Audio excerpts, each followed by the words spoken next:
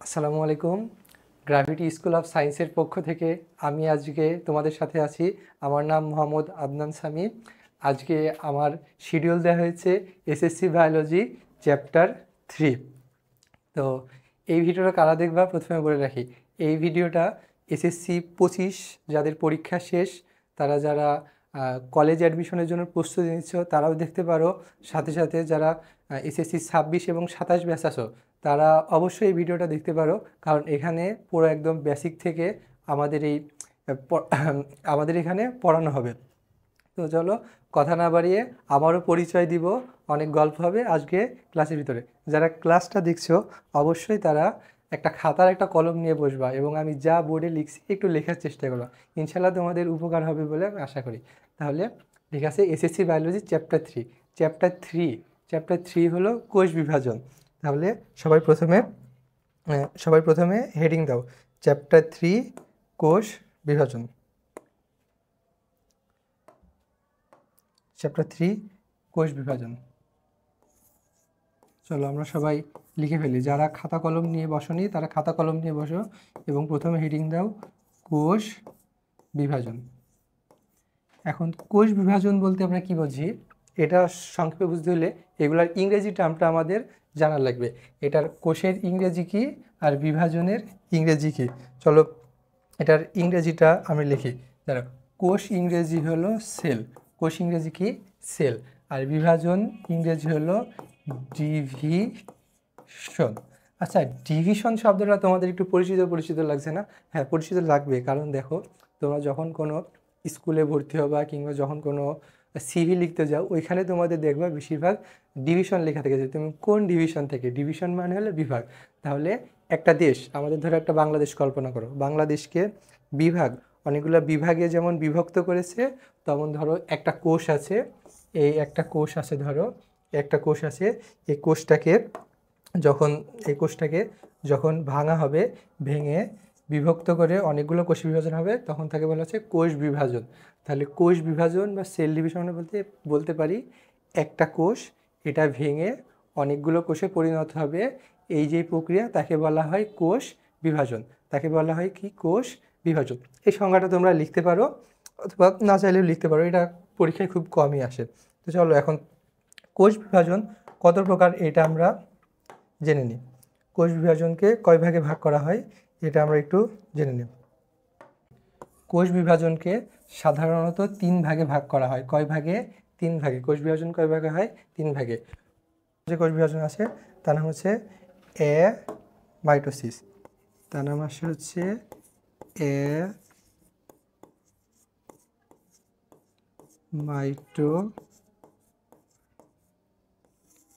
Mitosis. দ্বিতীয় যে কোষ বিভাজন আছে তার নাম হচ্ছে মাইটোসিস। 3 প্রকারের যে কোষ বিভাজন আছে তার নাম হলো মিওসিস। তোমরা যারা দেখছো অবশ্যই এটা একটু নোট করার চেষ্টা করবা। মিওসিস। এই কোষ বিভাজনগুলো, চলো ইংরেজি নামটাও আমরা এর নিচে লিখে ফেলি। এটা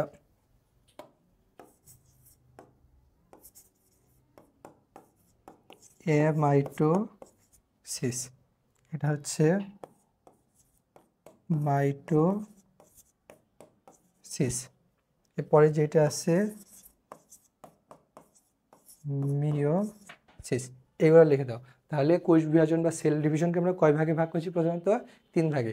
প্রথমে আসে হচ্ছে অ্যামাইটোসিস, দ্বিতীয় আছে মাইটোসিস, তারপরে আসে হলো মিওসিস।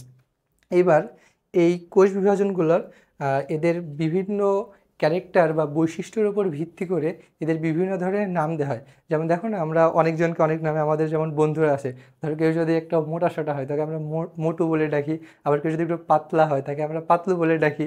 তারপরে বিভিন্ন নামে আমরা বিভিন্ন জনকে মানে সংজ্ঞায়িত করি। বন্ধুদের মাঝখানে এটা মজার ছলে হয়। তো বিজ্ঞানীরা এদের বৈশিষ্ট্যের উপর ভিত্তি করে কিছু নাম দিয়েছে। এই নামগুলো প্রথমে আমরা শিখব। এই মাইটোসিসের যে নামটা আছে এটা আমরা শিখি। মাইটোসিসকে বলা হয় হলো পুরুত্বক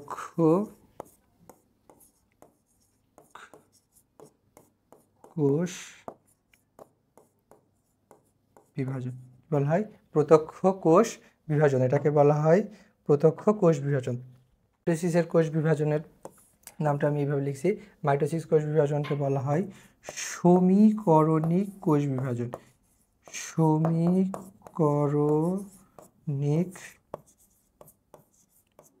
কোষ বিভাজন। আর এই যে মিয়োসিস কোষ বিভাজন আছে এটাকে বলা হয় হলো হ্রাসমূলক কোষ, এটাকে বলা হয় হ্রাসমূলক কোষ বিভাজন। তাহলে অ্যামাইটোসিসের অপর নাম হলো প্রত্যক্ষ কোষ বিভাজন, মাইটোসিসের অপর নাম হলো সমীকরণিক কোষ বিভাজন, আর মিয়োসিসের অপর নাম হলো হ্রাসমূলক কোষ বিভাজন। এখন এইগুলার ইংরেজি নামটা অনেক সময় পরীক্ষায় আসে, চলো আমরা সেইগুলা দেখে নিই। আচ্ছা দেখো, তোমরা সমীকরণ লিখো না, এই যে ধরো লিখছো a+b=24, এমন সমীকরণ লিখো না। তাহলে সমীকরণ কাকে বলা হয়? যদি এই পক্ষ আর এই পক্ষ যদি সমান হয় তাকে বলা হয় সমীকরণ। এই ইংরেজি নামটাকে আমরা বলি কি? ইকুয়েশন। এটার ইংরেজি নামটাকে আমরা কি বলি? ইকুয়েশন। তাহলে সমীকরণ ইংরেজি নাম কি? ইকুয়েশন। তাই এটাকে বলা হয় ইকুয়েশনাল। ইকুয়েশনাল। তাহলে সমীকরণ ইংরেজির নাম হলো কি? ইকুয়েশনাল। কোষের ইংরেজি হলো সেল, বিভাজনের ইংরেজি হলো ডিভিশন। তাহলে সমীকরণিক কোষ বিভাজনের তোমার ইংরেজি হচ্ছে ইকুয়েশনাল সেল ডিভিশন। এবার হ্রাসমূলক কোষ বিভাজন, এটা কি হবে? তোমরা যারা জানো আগে কমেন্ট বক্সে লিখবা, তারপর সমস্যা নয় আমি তোমাদের লিখবো, তবে আমার বলার আগে যারা পারবো তারা কমেন্ট বক্সে একটু লেখার চেষ্টা করো। হ্রাসমূলক কোষ বিভাজন, আচ্ছা তোমরা দেখো যখন যারা প্যারাগ্রাফ পড়েছো তারা দেখবা প্যারাগ্রাফে লেখা থাকে যে we should reduce the traffic jam, we should reduce the environment pollution. তাহলে রিডিউস একটা শব্দ আছে কি?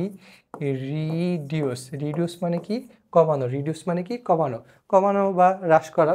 তেমনই এখানে হ্রাসমূলক কোষ বিভাজনের বাংলা আসতে পারে হলো রিডাকশনাল, REDUCATIONAL, রিডাকশনাল। হ্রাসমূলকের ইংরেজি কি? রিডাকশনাল। কোষের ইংরেজি হলো সেল, বিভাজনের ইংরেজি হলো ডিভিশন। তাহলে হ্রাসমূলক কোষ বিভাজনের ইংরেজি নাম আসছে কি? Reductional cell division. এবার দেখো এদিকে আর একটু লক্ষ্য করো, এই যে প্রত্যক্ষ কোষ বিভাজনের আমি তোমাদের অ্যামাইটোসিসের নাম কি দিয়েছি? প্রত্যক্ষ কোষ বিভাজন। প্রত্যক্ষ কোষ বিভাজনের নাম ছাড়াও এটার আরেকটা নাম আছে, সেটাকে আমরা বলি হচ্ছে দ্বিবিভাজন। কি?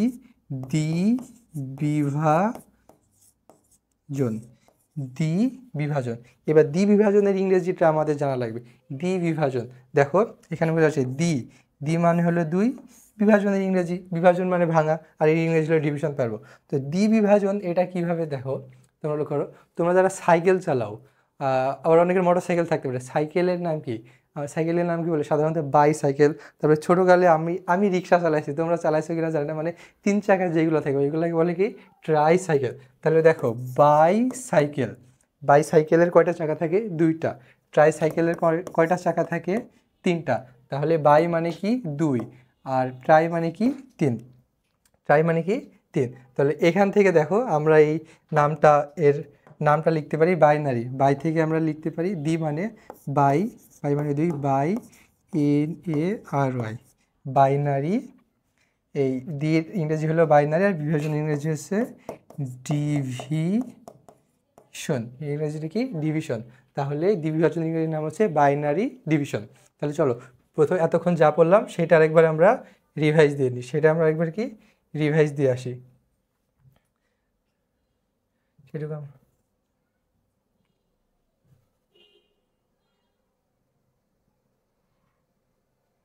তাহলে দেখো প্রথম থেকে আমরা লিখছিলাম কোষ বিভাজন, কোষ ইংরেজি হচ্ছে সেল, বিভাজন ইংরেজি হচ্ছে ডিভিশন। তারপরে কয় ভাগে ভাগ করেছিলাম? 3 ভাগে। প্রথমে হচ্ছে অ্যামাইটোসিস, মাঝখানে আছে মাইটোসিস, এইদিকে আছে স্যার মিওসিস। অ্যামাইটোসিসকে বলছি প্রত্যক্ষ কোষ বিভাজন, দ্বিবিভাজন। ডি এর ইংরেজি নাম হচ্ছে বাইনারি, বিভাজন ইংরেজি ডিভিশন। তাহলে বাইনারি ডিভিশন। তারপরে মাইটোসিসকে বলছি কি সমীকরণিক কোষ বিভাজন। মাইটোসিসকে আমরা কি বলছি? মাইটোসিসকে বলা হচ্ছে কি সমীকরণিক কোষ বিভাজন। সমীকরণ ইংরেজির নাম হচ্ছে ইকুয়েশনাল, কোষের ইংরেজি হচ্ছে সেল, বিভাজন ইংরেজি হচ্ছে ডিভিশন। তাহলে সমীকরণিক কোষ বিভাজন হচ্ছে ইকুয়েশনাল সেল ডিভিশন। তারপর এইদিকে দেখো মিওসিস, হ্রাসমূলক কোষ বিভাজন। হ্রাসমূলক আমরা জানলাম কি রিডিউস, আমরা জানলাম কি রিডিউস। রিডিউস মানে কমানো বা হ্রাস করা। তো হ্রাসমূলক আছে রিডাকশনাল সেল, ইংরেজি কোষ বিভাজন, রিডাকশনাল সেল ডিভিশন। এটা আমরা মূলত এই কোষ বিভাজনের যে সাধারণ প্রকার সেটা আমরা জানলাম। পরবর্তীতে এখানে কিছু কিছু তোমার অনুধাবনমূলক প্রশ্ন আসে, যেমন সমীকরণিক কোষ বিভাজন, মাইটোসিসকে কেন সমীকরণিক কোষ বিভাজন বলা হয়, মিওসিসকে কেন সমীকরণিক কোষ বিভাজন বলা হয়। তো পরবর্তীতে আমরা যখন মাইটোসিস মিওসিসের বিভিন্ন ধাপগুলো আলোচনা করে পড়ব তখন আমরা ইনশাল্লাহ এটার কারণ বলবো। আরেকটা প্রশ্ন আসে যে অ্যামাইটোসিস কেন প্রত্যক্ষ কোষ বিভাজন বলা হয়। তখন আমরা অধ্যায় শেষে বা মাইটোসিস মিওসিস সম্পূর্ণ পড়ার পরে যখন আমি তোমাদের ক্রোমোজোম কিংবা নিউক্লিয়াসের বিভাজন সম্পর্কে আরেকটু ধারণা দিতে পারবো, তখন এই সমীকরণিক কোষ বিভাজন, হ্রাসমূলক কোষ বিভাজনের একটা সুন্দর ব্যাখ্যা আমি তোমাদের দিতে পারবো। তাহলে চলো আমরা এবার মাইটোসিস যে কোষ বিভাজন এটা নিয়ে আমরা পড়াশোনা করি। মাইটোসিস কোষ বিভাজন।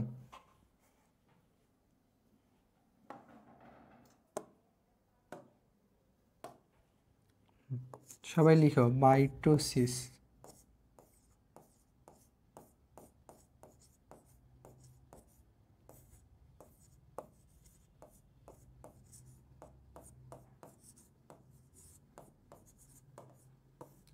মাইটোসিস কোষ বিভাজন কি লিখেছি? মাইটোসিস কোষ বিভাজন। এই মাইটোসিস কোষ বিভাজনে প্রথমে এটাকে সাধারণত দুই ভাগে ভাগ করা হয়। একটা হচ্ছে নিউক্লিয়াসের বিভাজন, আর একটা হচ্ছে নিউক্লিয়াসের বিভাজন, একটা হচ্ছে নিউক্লিয়াসের বিভাজন, আর একটা হলো তোমার সাইটোপ্লাজমের বিভাজন। একটা হচ্ছে নিউক্লিয়াসের বিভাজন, আর একটা কি সাইটোপ্লাজমের বিভাজন।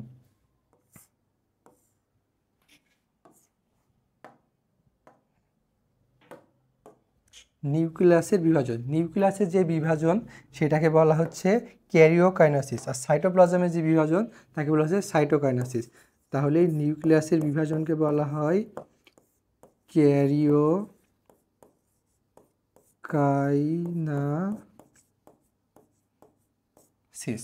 আর সাইটোপ্লাজমের বিভাজনকে বলা হয় সাইটোকাইনেসিস।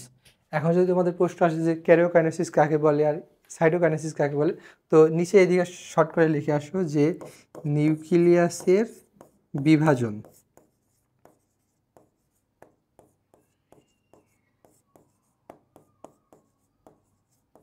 নিউক্লিয়াসের বিভাজন।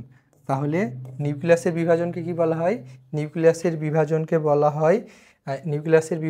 হয় ক্যারিওকাইনেসিস, আর সাইটোপ্লাজমের বিভাজনকে বলা হয় সাইটোকাইনেসিস। সরি, এটা হবে সাইটোপ্লাজমের বিভাজনকে কি বলা হয়? সাইটোপ্লাজমের বিভাজনকে বলা হয় সাইটোপ্লাজমের বিভাজন। এখানে প্রশ্ন কিভাবে আসতে পারো তোমরা একটু লক্ষ্য করো।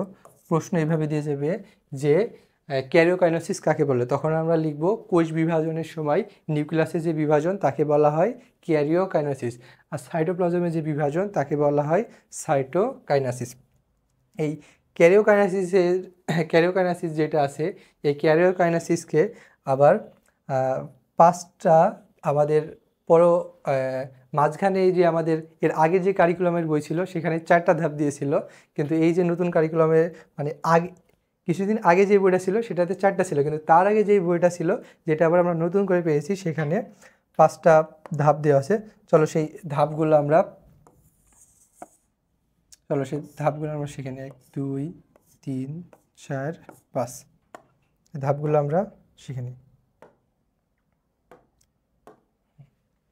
প্রথমে লিখে হলো প্রোফেজ,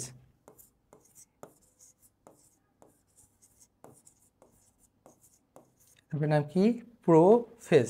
তারপরে ধাপের নাম লিখো প্রো মেটাফেজ। কি হচ্ছে প্রো মেটাফেজ। তারপরের ধাপের নাম হচ্ছে মেটাফেজ। তারপরের ধাপের নাম কি মেটাফেজ। তারপরের ধাপের নাম হচ্ছে অ্যানাফেজ। তারপরের ধাপের নাম কি অ্যানাফেজ। লাস্টে যে ধাপটা আছে এটার নাম হচ্ছে টেলোফেজ। লাস্টে যে ধাপটা আছে এর নাম কি টেলোফেজ। লাস্টে যে ধাপটা আছে নাম কি টেলোফেজ। এবার দেখো প্রত্যেকটা জায়গায় একটা কমন কথা লিখে আছে কি phase phase phase phase phase. এই ফেজের বাংলা হচ্ছে পর্যায়। ফেজের বাংলা কি ফেজের বাংলা হচ্ছে পর্যায়। ফেজের বাংলা কি পর্যায়। এবার এইগুলার বাংলা নাম আমরা জানবো। তাহলে ফেজ মানে পর্যায় জানলাম। এবার আমাদের জানতে হবে প্রো মানে কি, তারপরে মেটা মানে কি, এটা আমাদের জানা লাগবে। এখানকার মেটা মানে কি, অ্যানা মানে কি, আর টেলো মানে কি। চলো এইগুলো আমরা আস্তে আস্তে জানবো। আচ্ছা তারা এটা একটু রিমুভ করে নিই। আচ্ছা ঠিক আছে, দেখো কি লিখছি প্রো। প্রো মানে কি তোমরা বলতে পারবা? আচ্ছা তোমরা যারা ভিডিওটি দেখছো তো আমরা পাবজি বা ফ্রি ফায়ারের কি নাম শুনেছো? হ্যাঁ শুনে থাকার কথা, যেহেতু এই জেনারেশন। আচ্ছা দেখো ওখানে বলে না কেউ কোনো প্লেয়ারকে বলে প্রো প্লেয়ার। কেন বলা হয় তাদের জানো? তো প্রো প্লেয়ার কি, তারা অনেক অভিজ্ঞ, তারা অনেক আগে থেকে খেলে। তাহলে প্রো প্লেয়ার যারা অনেক আগে থেকে খেলে বা অভিজ্ঞ প্লেয়ার তাদেরকে বলা হয় প্রো প্লেয়ার। তো প্রো মানে আমরা কি জানলাম, যারা আগে থেকে খেলে বা আগে থেকে পাবজি খেলে বা যারা অভিজ্ঞ তাদের বলা হয় প্রোফেজ। তাহলে প্রো মানে আগে, এটাকে শুদ্ধ করে লিখলে হয় আদি। তাহলে প্রোফেজ মানে আমরা বলতে পারি আদি পর্যায়। প্রোফেজের বাংলা কি আদি পর্যায়। প্রোফেজের বাংলাটা কি সবাই বলো? আদি পর্যায়। তাহলে আমরা প্রোফেজ হয়ে যাওয়ার সময় ফেজ মানে পর্যায় এটা জানি, আর প্রো কথাটা আমরা কোথায় জানলাম? প্রো প্লেয়ার, যারা আগে থেকে পাবজি খেলা খেলে কিংবা ফ্রি ফায়ার খেলে তাদের আমরা বলি প্রো প্লেয়ার। প্রো মানে আদি বা অদ্য, আর ফেজ মানে পর্যায়। তাহলে প্রোফেজ মানে হচ্ছে আদি পর্যায়। তারপরে দেখো মেটা। মেটা মানে কি জানো? মেটা শুনে তোমাদের কি মনে কি আসছে এটা বলো তো? ফেসবুক কোম্পানির নাম কি জানো? ফেসবুক চালু করলে প্রথমে নিচে একটা মেটা আসে না? তাহলে মেটা, ওইদিকে সব মানুষের একটু ঝোঁক বেশি থাকে না? তারপরেও মেটা মানে আমরা বলি মেটা। এমতে আমি এভাবে মনে রাখি এভাবে মনে রাখি এমতে হচ্ছে মেটা, এমতে হচ্ছে মিডিল মানে কি মাঝখানে, মিডিল মানে মাঝখানে। তাহলে মেটা হচ্ছে মিডিল, আর মিডিলের বাংলা হচ্ছে মধ্য। তাহলে মেটাফেজকে আমরা বলতে পারি মেটাফেজ মানে হচ্ছে মধ্য পর্যায়। মেটাফেজ মানে কি মধ্য পর্যায়। মেটাফেজ মানে কি মধ্য পর্যায়। তারপরে লাস্টে আসো টেলোফেজ। কি টেলোফেজ? এ কথাটা একটু দেখো তো। টেলোফেজ, তোমরা টেল মানে কি জানো? টেল টেল টেল টেল না, কিন্তু এটা হলো টেল। টেল মানে হচ্ছে লেজ, যে বাদরের লেজ থাকে, তারপরে কি বাদর, হনুমান, কুকুরের লেজ, যেগুলো কুকুরের লেজ কখনো সোজা না, লেজ। তাহলে লেজ প্রত্যেকটা প্রাণীর শেষে বা লাস্টের দিকে থাকে না? তাহলে টেল মানে লেজ, আর লেজ কোথায় থাকে? সবার শেষে থাকে বা বডির লাস্টের দিকে থাকে। তাই টেলোফেজ মানে আমরা বলতে পারি আমরা বলতে পারি শেষ পর্যায়। টেলোফেজ মানে কি শেষ পর্যায়। টেলোফেজ মানে কি শেষ পর্যায়। এবার একটু লক্ষ্য করো, এই যে এটা বাজে প্রো মেটাফেজ।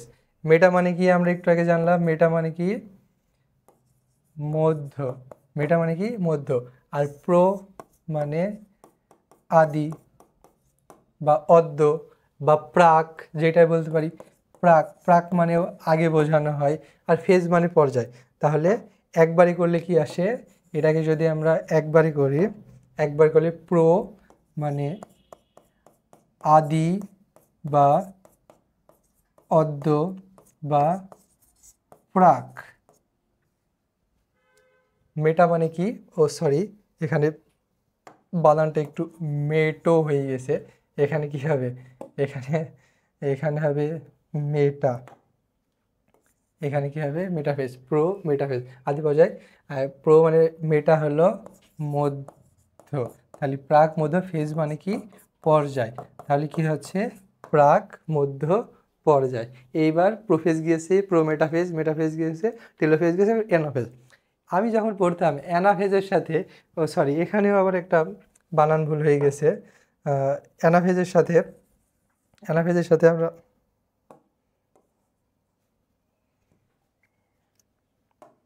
এটা হচ্ছে অ্যানাফেজ, এটা কী হবে অ্যানাফেজ।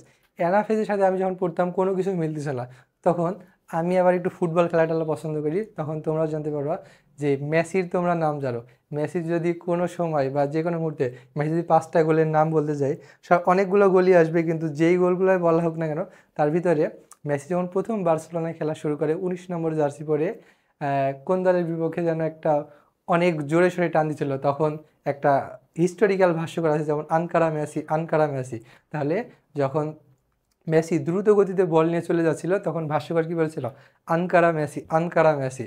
তো ওখানে দেখো আনকারা আর অ্যানার একটা মিল আছে না, ওখান থেকে আমি মনে রাখতাম অ্যানা মানে হলো গতিশীল আর ফেজ মানে কি পর্যায়, তাহলে এটার নাম হচ্ছে গতিশীল, এটার নাম হচ্ছে কি গতিশীল পর্যায়। এই পর্যায়টার নাম কি, এই পর্যায়টার নাম হচ্ছে গতিশীল পর্যায়। কীভাবে মনে রাখবো, আনকারা মেসি থেকে কী মনে রাখবো অ্যানাফেজ।